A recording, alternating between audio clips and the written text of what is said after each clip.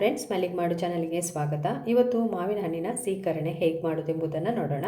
ಅದಕ್ಕಿಂತ ಮೊದಲು ನನ್ನ ಚಾನಲನ್ನು ಹೊಸದಾಗಿ ನೋಡ್ತಿರೋರು ಮತ್ತು ಸಬ್ಸ್ಕ್ರೈಬ್ ಮಾಡ್ತಿರೋರು ಪ್ಲೀಸ್ ಸಬ್ಸ್ಕ್ರೈಬ್ ಮಾಡಿ. ಹತ್ತಿರದಲ್ಲಿ ಬರುವಂತಹ ಬೆಲ್ ಬಟನನ್ನು ಒತ್ತಿ, ಆಗ ನಾನು ಮಾಡಿರುವಂಥ ವಿಡಿಯೋಗಳು ನೇರವಾಗಿ ನಿಮ್ಮನ್ನು ತಲುಪ್ತದೆ.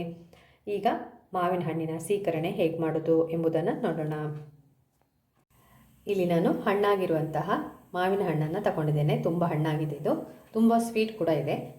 ಇದನ್ನು ಈಗ ಕಟ್ ಮಾಡಿಕೊಳ್ಬೇಕು. ಇಲ್ಲಿ ನೋಡಿ, ಈ ಥರ ಕಟ್ ಮಾಡಿಟ್ಕೊಂಡಿದ್ದೇನೆ. ಇದನ್ನು ಒಂದು ಸ್ಮ್ಯಾಶರಿಂದ ಈ ಥರ ಸ್ಮ್ಯಾಶ್ ಮಾಡ್ಕೊಳ್ಳಿ, ಅಥವಾ ಒಂದು ಲೋಟ, ನಾನು ಟಂಬ್ಲರ್ ತಗೊಂಡಿದ್ದೇನೆ, ಅದರಲ್ಲಿ ಎಲ್ಲವನ್ನು ಪುಡಿ ಮಾಡಬೇಕು. ನೋಡಿ, ಒಳ್ಳೆ ಹಣ್ಣಾಗಿದೆ. ಹೀಗೆ ಎಲ್ಲ ಮಾವಿನ ಚೂರುಗಳನ್ನು ಸ್ಮ್ಯಾಶ್ ಮಾಡ್ಕೊಳ್ಳಿ. ಆಮೇಲೆ ಇದರ ವಾಟೆದು ಅಲ್ಲಿದ್ದಂಥ ಹಣ್ಣಿನ ಚೂರನ್ನು ಸ್ವಲ್ಪ ನೀರು ಮಾಡಿಕೊಂಡು ನೀರು ಹಾಕ್ಕೋಬೋದು. ಇಲ್ಲಿ ನಾನು ವಾಟೆ ಹಾಕ್ಕೊಳ್ಳಿಲ್ಲ, ಖಾಲಿ ಪೀಸಸನ್ನು ಮಾತ್ರ ಸ್ಮ್ಯಾಶ್ ಮಾಡ್ಕೊಂಡಿದ್ದೇನೆ. ಇದಕ್ಕೀಗ ಒಂದು 2 ಸ್ಪೂನಷ್ಟು ಬೆಲ್ಲ ಹಾಕ್ಕೊಳ್ತಾ ಇದ್ದೇನೆ. ಬೆಲ್ಲದ ಹುಡಿ 2 ಸ್ಪೂನ್ ಹಾಕ್ಕೊಳ್ತೇನೆ. ತುಂಬ ಸ್ವೀಟ್ ಇದೆ ಇದು, ಅದಕ್ಕೆ ಸ್ವಲ್ಪ ಕಮ್ಮಿ ಹಾಕ್ಕೊಳ್ತಿದ್ದೇನೆ. ಇದನ್ನು ಮಿಕ್ಸ್ ಮಾಡಿಕೊಳ್ಬೇಕು. ನೀವು ಇದಕ್ಕೆ ಹಾಲನ್ನು ಕೂಡ ಸೇರಿಸ್ಕೊಳ್ಬೋದು. ನಾನಿಲ್ಲಿ ತೆಂಗಿನಕಾಯಿ ಹಾಲನ್ನು ಹಾಕ್ಕೊಳ್ತಾ ಇದ್ದೇನೆ. ಇದೆಲ್ಲವನ್ನು ಮಿಕ್ಸ್ ಮಾಡಬೇಕು ಚೆನ್ನಾಗಿ. ಬೆಲ್ಲ ಎಲ್ಲ ಮಿಕ್ಸ್ ಆಗಬೇಕು. ಇದನ್ನು ನೀವು ಚಪಾತಿಗೆ, ದೋಸೆಗೆ ಎಲ್ಲ ತಿನ್ಬೋದು ಮುಳುಗಿಸಿ.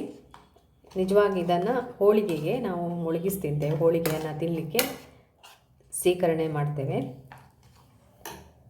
ಇಲ್ಲಿ ನೋಡಿ, ನಾನಿಷ್ಟು ತೆಂಗಿನ ತುರಿ ತಗೊಂಡಿದ್ದೇನೆ. ಇದರ ಹಾಲನ್ನು ತೆಗೆದು ಇದಕ್ಕೆ ಮಿಕ್ಸ್ ಮಾಡ್ತೇನೆ. ಈಗ ಹಾಲನ್ನು ತೆಗೆಯುವ. ತೆಂಗಿನಕಾಯಿ ಹಾಲನ್ನು ನೋಡಿ, ದಪ್ಪ ಹಾಲನ್ನು ತಗೊಂಡಿದ್ದೇನೆ.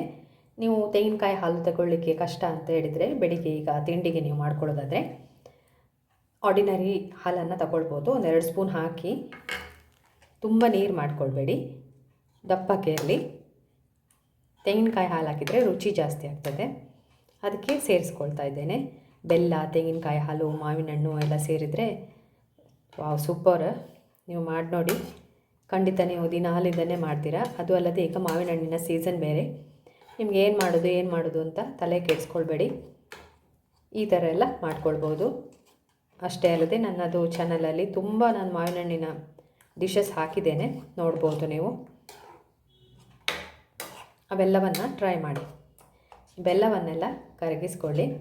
ಕುಟ್ಟಿ ಹಾಕ್ಬೋದು ನೀವು ಬೆಲ್ಲ. ಇದಕ್ಕೀಗ ಸ್ವಲ್ಪ ಏಲಕ್ಕಿ ಪುಡಿಯನ್ನು ಹಾಕಬೇಕು.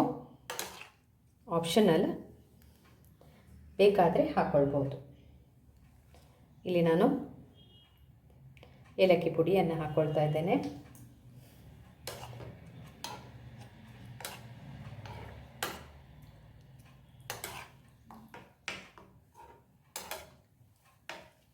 ಹೀಗೆ ಇದನ್ನು ನಾನು ಬೌಲಿಗೆ ಹಾಕ್ಕೊಳ್ತೇನೆ. ನೋಡಿ, ಆಗಿದೆ ಈಗ. ಇದಕ್ಕೆ ಬೇಕಾದರೆ ನೀವು ಗಸಗಸೆ, ಹಾಲು ಎಲ್ಲ ಮಿಕ್ಸ್ ಮಾಡಿ ಕಡಿದು ಹಾಕ್ಕೋಬೋದು, ಅದು ಕೂಡ ರುಚಿಯಾಗಿರ್ತದೆ. ಸೀಕರಣೆ ರೆಡಿಯಾಗಿದೆ. ಈಗ ನಾನು ಇದನ್ನು ಬೌಲಿಗೆ ಹಾಕ್ತೇನೆ. ಮಾವಿನ ಹಣ್ಣಿನ ಸೀಕರಣೆ ರೆಡಿಯಾಗಿದೆ. ಇದನ್ನು ಟ್ರೈ ಮಾಡಿ. ನೀವು ದೋಸೆ, ಚಪಾತಿ ಯಾವುದಕ್ಕೆ ಬೇಕಾದರೂ ಇದನ್ನು ತಿನ್ಬೋದು, ಹಾಗೇ ತಿನ್ಬೋದು. ಬೆಳಿಗ್ಗೆ ನಿಮಗೆ ದಿಢೀರಾಗಿ ನಿಮಗೆ ಮಾಡ್ಕೋಬೋದು ದೋಸೆಗೆಲ್ಲ. ಹೋಳಿಗೆ ಮಾಡಿದರೆ ಅದಕ್ಕೂ ಸೂಪರಾಗಿರುತ್ತೆ. ಇದನ್ನು ಮಾಡಿ ನೋಡಿ. ಕಮೆಂಟ್ಸ್ ಇದ್ದರೆ ಕಮೆಂಟ್ಸ್ ಹಾಕಿ, ವಿಡಿಯೋವನ್ನು ಶೇರ್ ಮಾಡ್ಕೊಳ್ಳಿ. Thank you.